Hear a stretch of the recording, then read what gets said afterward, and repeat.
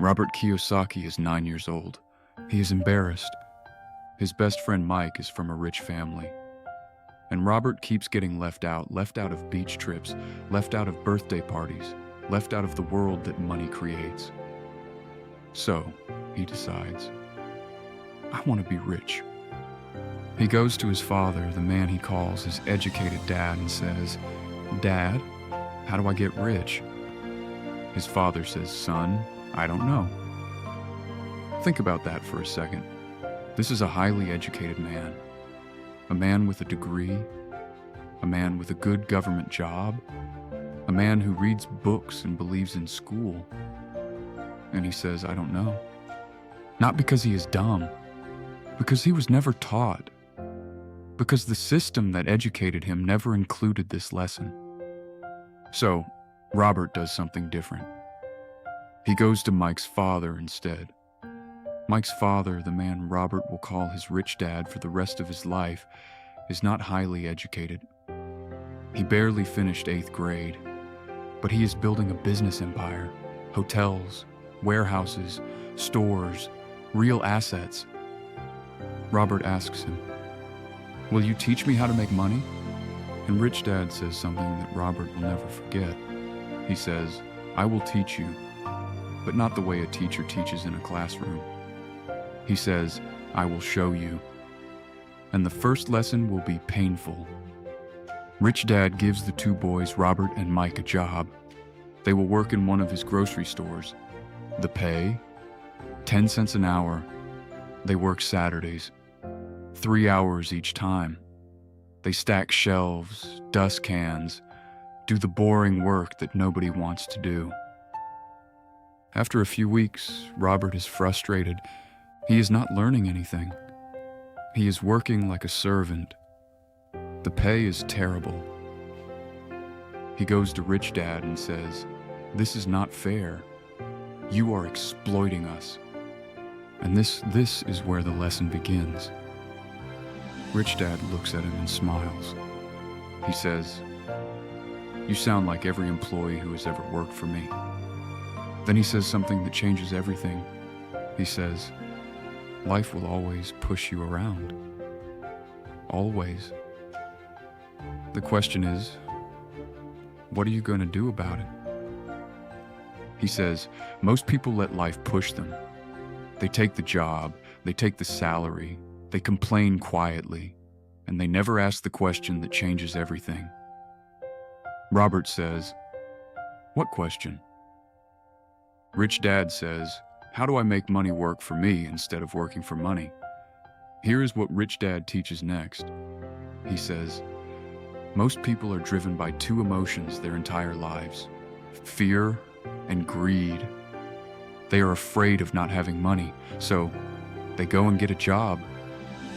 The job gives them money, and money gives them desires. They want a car, a house, a better life. So they spend what they earn, and they need more. So they stay in the job, longer, harder, more obedient. And this, says Rich Dad, is what he calls the rat race. You work to earn. You earn to spend. You spend so you need to earn more, and the cycle never ends. He says, This is the trap, and school prepares you perfectly for it. School teaches you to be a good employee, to be reliable, to follow instructions, to trade your time for a salary. But nobody teaches you to think like an owner. Now I want to pause here, because this hits differently when you hear it from where we come from. In Tanzania, in Kenya, in Nigeria, in Ghana, in the diaspora, we have been told the same story. Go to school, get qualifications, get a good job. The job is security. And our parents believed it. Because for their generation, the job was sometimes the only way forward. But something has changed. The world is different now. The jobs are not as secure as they used to be. The cost of living is rising faster than salaries. And the people quietly building wealth, the ones who will own the buildings you work in, they learned a different lesson.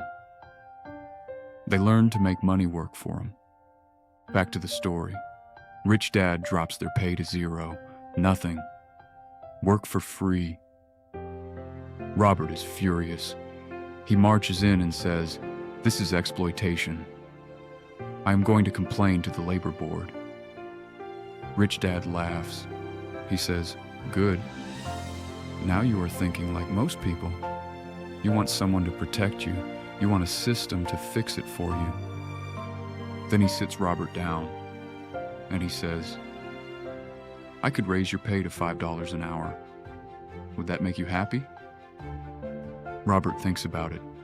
Then he says, "Yes." Rich Dad says, "And then what?" "You would buy nicer things. You would want more. And you would still need me to pay you. You would still be trapped." He says, "The lesson is not the money. The lesson is, what do you do when money stops? What do you do when the salary disappears? When the company downsizes? When the government cuts jobs? Do you know how to create income on your own? Most people do not. And that is the real poverty, Rich Dad says. Not having no money, but having no skill to generate it. So what does Rich Dad teach them to do instead? He tells them to use their brain. He says, look around you. Look at what people need. Look at what problems exists. Look at what opportunities are hiding in plain sight. He teaches them to see the world the way rich people see it. Not as employees looking for security, but as people who ask, what can I build here? What can I own? What can I make? Robert starts to see differently. He notices the comic books that people leave behind in the store. He notices that kids in the neighborhood want to read them. He and Mike start a comic book library out of Mike's basement, charging other kids to come in and read. It is small, but it is theirs. They are not working for Rich Dad. They are creating something. And for the first time, Robert feels it. The difference between being paid and building. Chapter 1 ends here, but the lesson does not. Let me bring it home. The lesson of Chapter 1 is not, quit your job. It is not, money is evil. It is not, school was useless. The lesson is this: fear and greed will control your financial life unless you learn to think differently. Most people work hard their whole lives, and they are still broke, not because they are lazy, because they never asked the right question. The right question is not, how much can I earn? The right question is, how do I make money work for me? That question changes everything. And in Chapter 2, Rich Dad starts to answer it. He calls it financial literacy. And he says, it is the most important thing schools forgot to teach you. What is it? Why does it matter more than your salary? And how do you actually start? That is Chapter 2. And it is one you do not want to miss. Subscribe to The Yield, and I will see you in the next lesson. Build quietly, arrive undeniably.